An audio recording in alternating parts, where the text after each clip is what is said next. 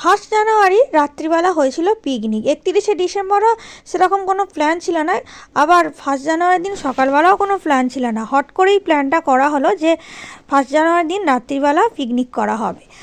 আর আমার হাজব্যান্ডই এই প্ল্যানটা করলো, বললো যে দুপুরবেলা যখন লাঞ্চ করলাম তখন বললো যে সকালবেলা তো কোনো কিছু হলো না, তাহলে চলো একটা রাত্রিবেলা বাড়ির কজন মিলেই পিকনিক করা হোক।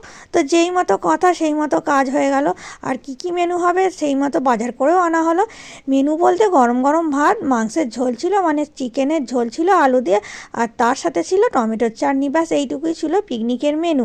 আর সেদিন থেকে কিন্তু ঠান্ডাটা বেশ ভালোই পড়েছে।